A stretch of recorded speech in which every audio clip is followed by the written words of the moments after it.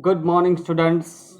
I am Samir, and today I am going to teach you lesson number 9, Administration of the State, Standard 7. How state government functioning we are going to learn in this lesson. We have already learned that the administration of our country functions at three levels. First, local level, second, state level, and third, central level. In the previous year, we have learned about working of local self-government institutions. In this chapter, we shall learn about how the administration functions at the state level in a democracy. What are the functions of state government? What are the roles of ministers and members of the legislative assembly? How do people put forward their questions and ideas to the government? How do they ask for the fulfillment of their demands? To understand more about this question, we shall take the example from the medical field. In the recent time,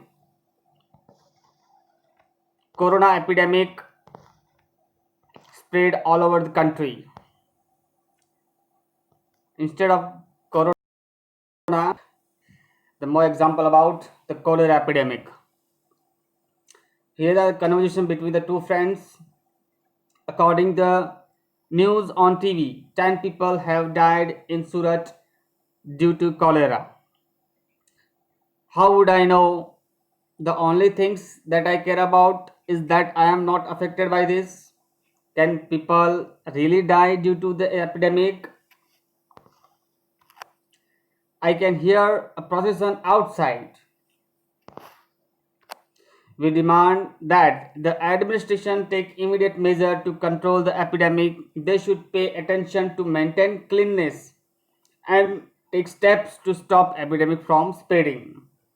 Maybe it's because people are complaining against cholera epidemic. I think the people who are addressing the procession of the leaders are the leaders. Yes, they are the leaders. I have seen them on TV. अक्सर हम TV पे देखते हैं कि ऐसी ही कोई गंभीर बीमारी या फिर ऐसा कोई एपिडेमिक आता है, जैसे कि अभी कोरोना वायरस चल रहा है, तो अक्सर हम टीवी पे देखते हैं कि काफ़ी सारे स्टेप्स यूनियन गवर्नमेंट की तरफ से और स्टेट गवर्नमेंट की तरफ से लिए जाते हैं. तो हम खुद क्यों नहीं लेते? क्यों गवर्नमेंट लेती है? Because we are living in democracy.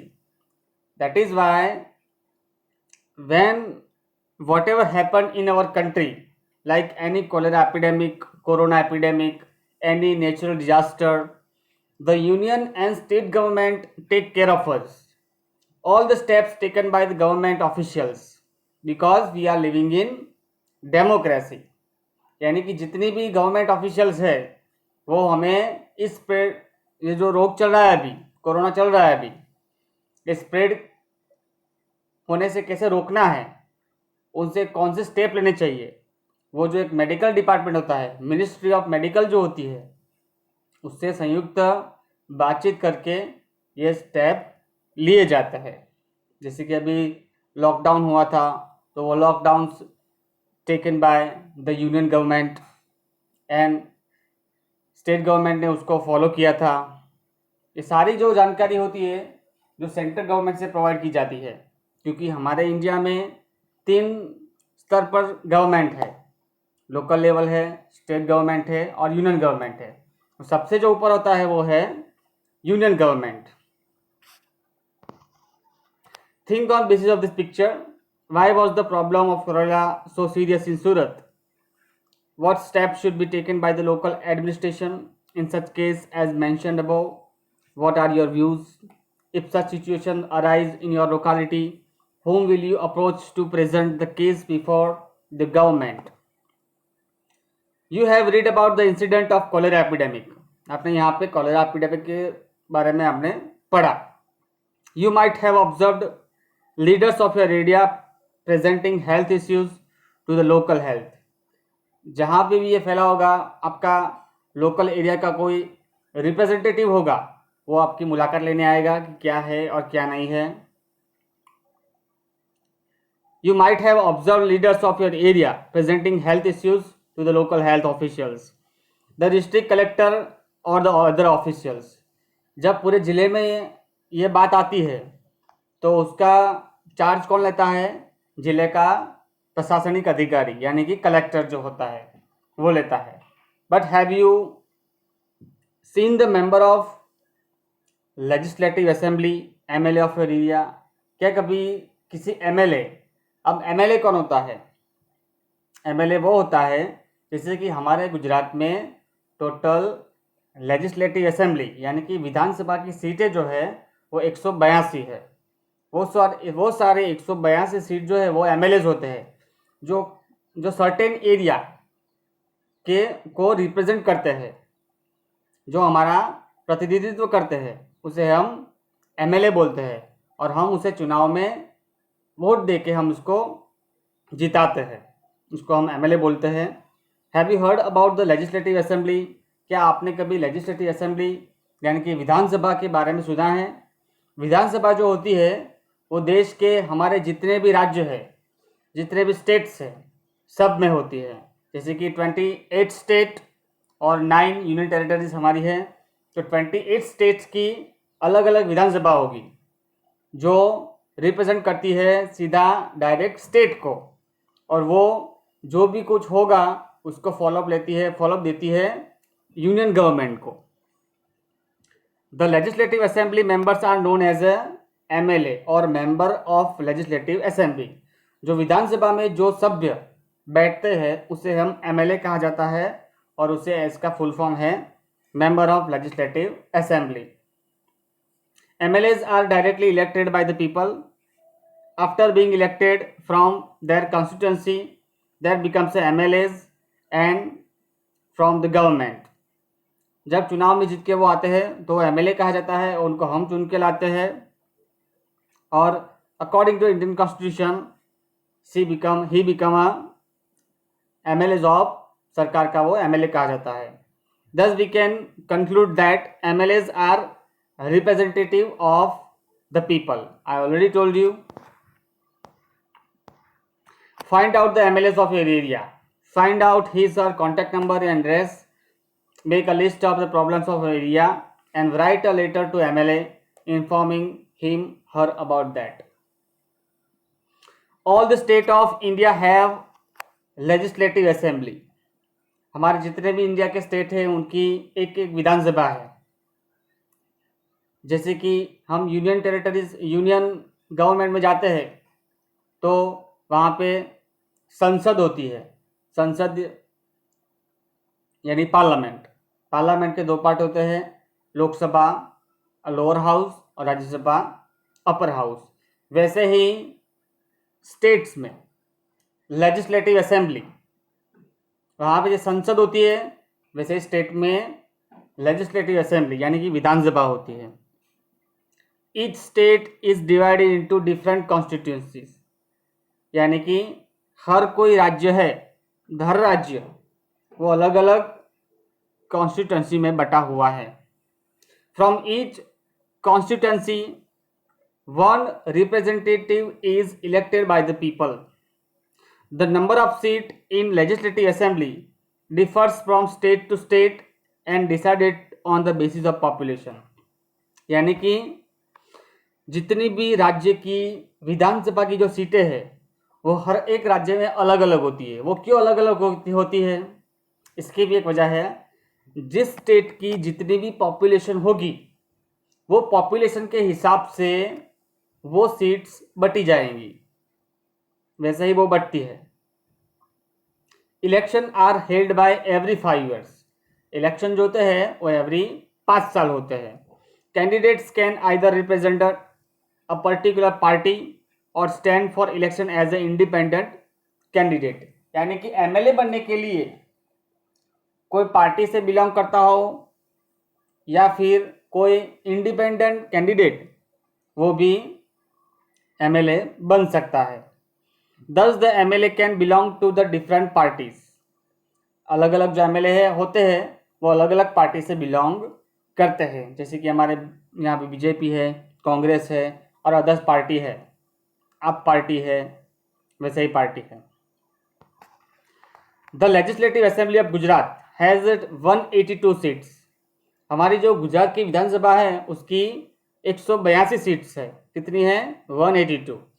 And is situated in Gandhinagar which is the capital of Gujarat. वो गांधीनगर में स्थित है और गांधीनगर हमारा गुजरात का कैपिटल है। इसलिए द लेजिस्लेटिव असेंबली मीट्स इन विट्ठल भाई पटेल विधानसभा गृह। हमारी जो विधानसभा है वो कहाँ मिलती है? विट्ठल भाई पटेल भवन, विट्ठल भाई पटेल भवन उसे बोला जाता है। वहाँ पे विधानसभा गृह है, वहाँ पे मिलती है। Here the picture of legislative assembly of Gujarat.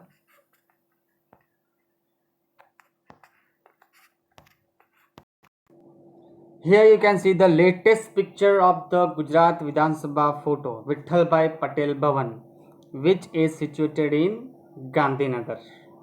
All the members of parliament, member of legislative assembly are sitting here and discussing and budget and all these things, laws framing is here. Now so many members are participate in this.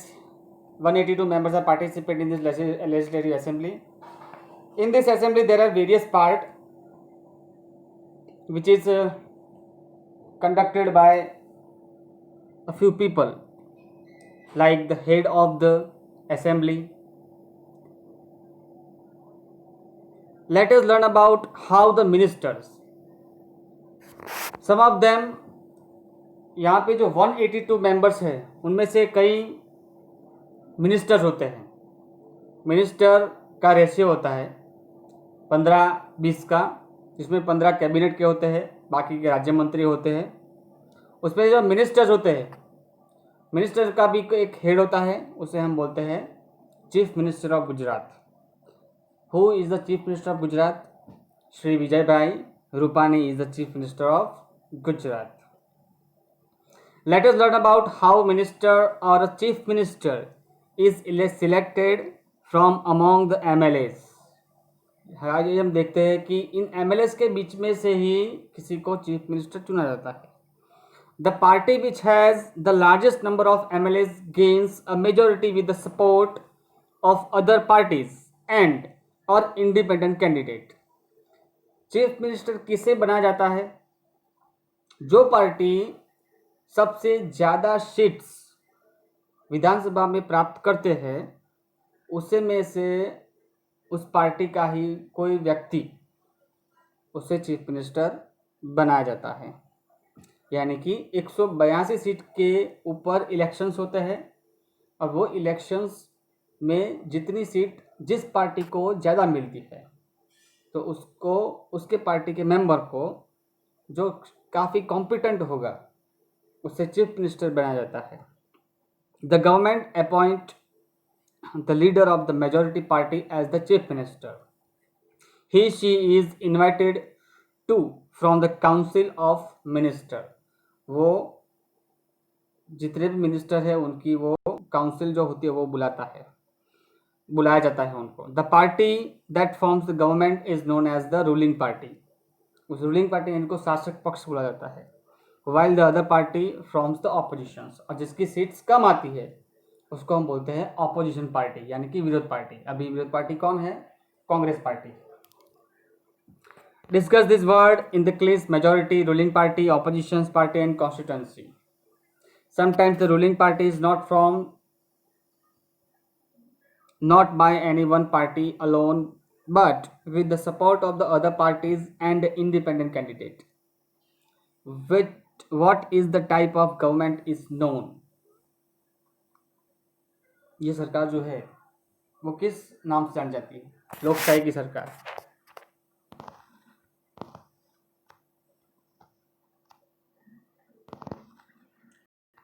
After elections the governor appoints the chief minister. यानी कि election होने के बाद जो chief minister जो होता है उसे कौन सिलेक्ट करता है, अपॉइंट करता है? तो वो होता है राज्य का गवर्नर. यहाँ पे चीफ मिनिस्टर जो है वो एडमिनिस्ट्रेटिव सिस्टम संभालता है, यानी उसका हेड है, और जो गवर्नर जो है वो कॉन्स्टिट्यूशनली यानी कि भारत का बंधारण जो है उसके हिसाब से वो सबसे ऊपर है। यानी सबसे ऊपर कौन हुआ? गवर्नर हुआ, और वो एडमिनिस्ट्रेटिव हेड है, chief minister. And the council of minister who will be collectively responsible for the administration of the state and the functioning of the various ministries।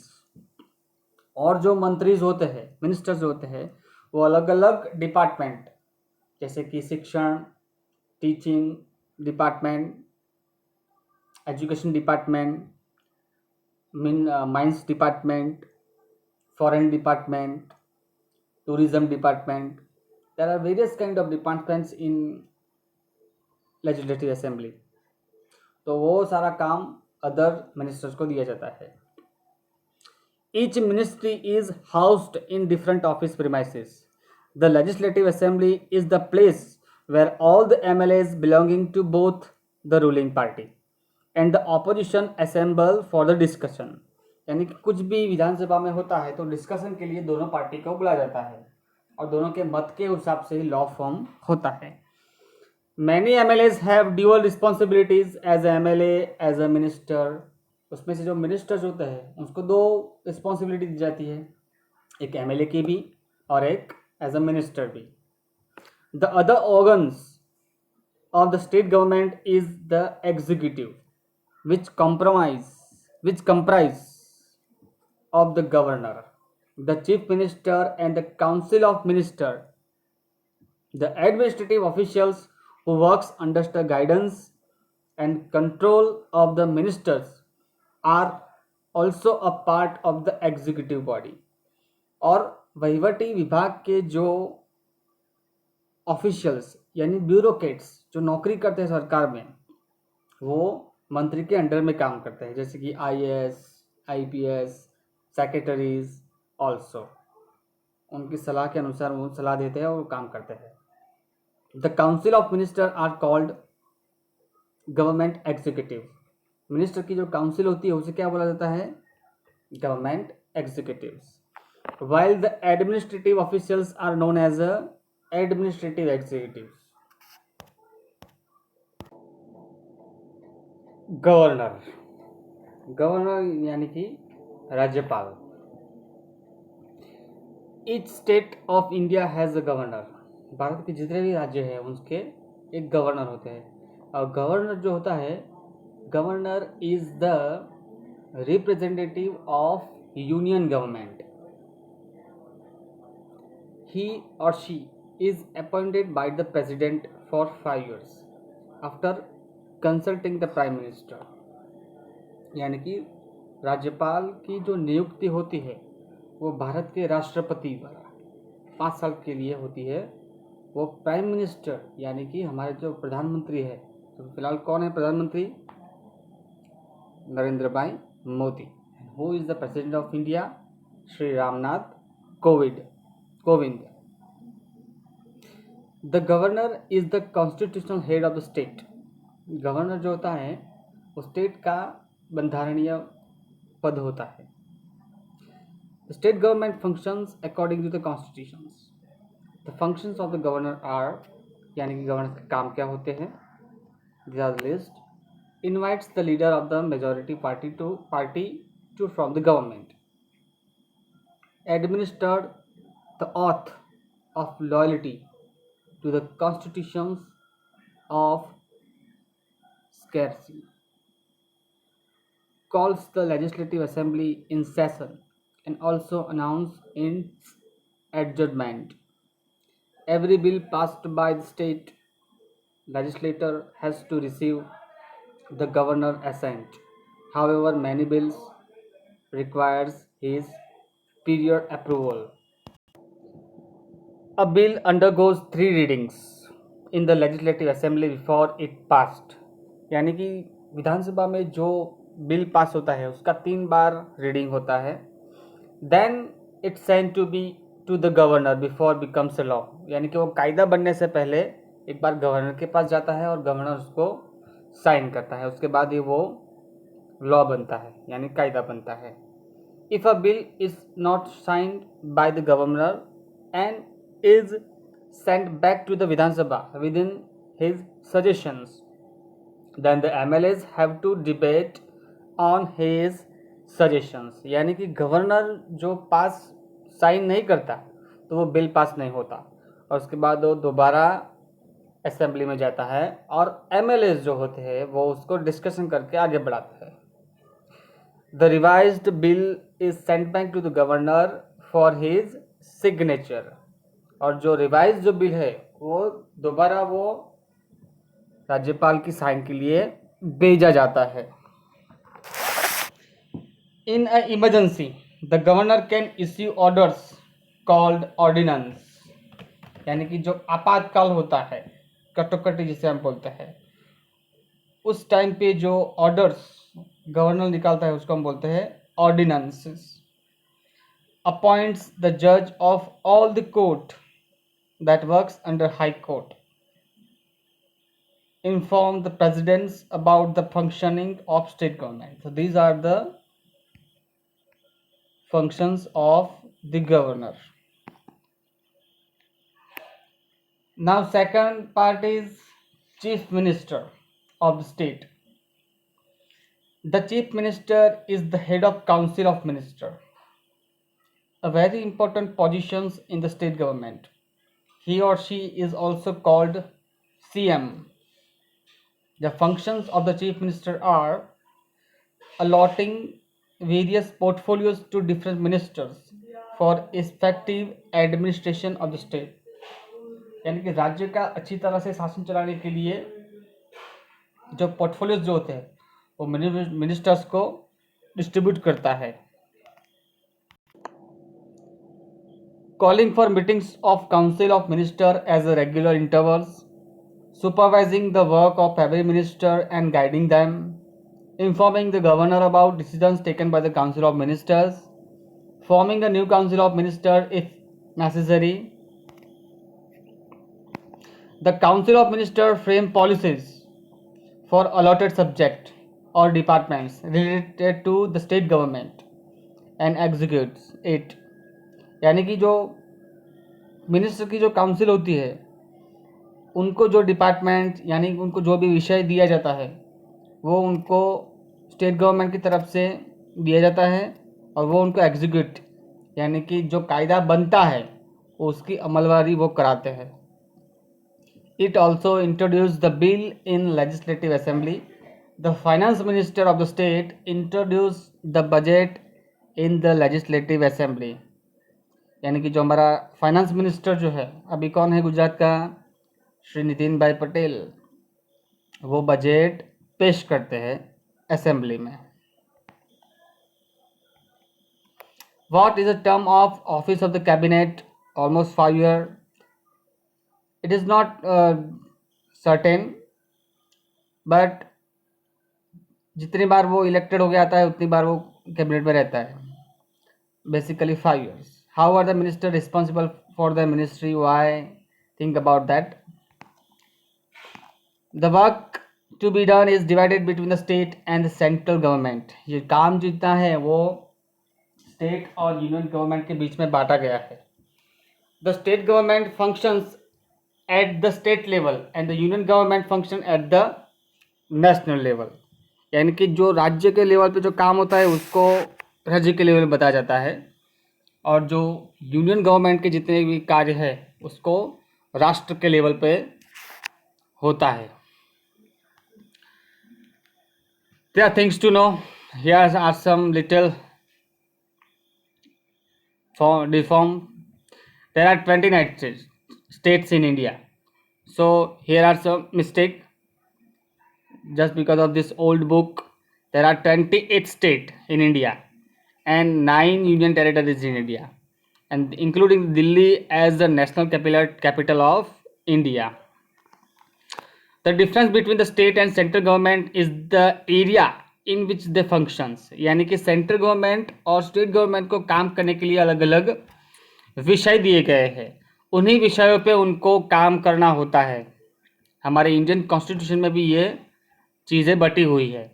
The responsibility of the state government is limited to the particular state, यानी कि हर state को अलग अलग काम दिए जाते हैं, वो भी पर्टिकुलर डिफाइन किए हुए हैं. For example, the work of the Gujarat state government is limited to its boundary, whereas the central government takes care of the entire nation.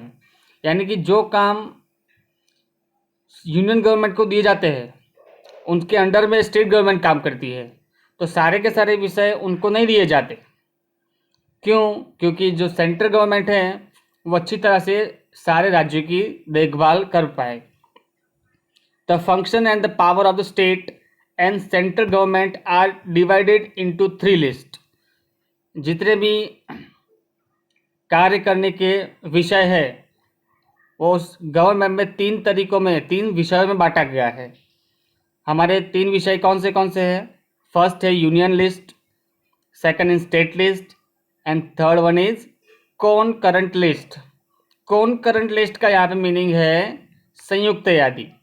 इसे हम बोलेंगे केंद्र यादी, राज्य यादी और संयुक्त यादी. केंद्र यादी में जो है वो काम सारे यूनियन गवर्नमेंट करेगी. स्टेट यादी में जो है वो सारे काम स्टेट गवर्नमेंट करेगी. ऑन कॉन्करेंट लिस्ट जो है वो काम दोनों मिलकर करेंगे, यानी कि स्टेट भी करेगा और यूनियन भी करेगा, लेकिन जो उस पर जो अथॉरिटी जो होती है वो सिर्फ यूनियन गवर्नमेंट की रहती है. The subject included in this list are mention in the constitution. Read this.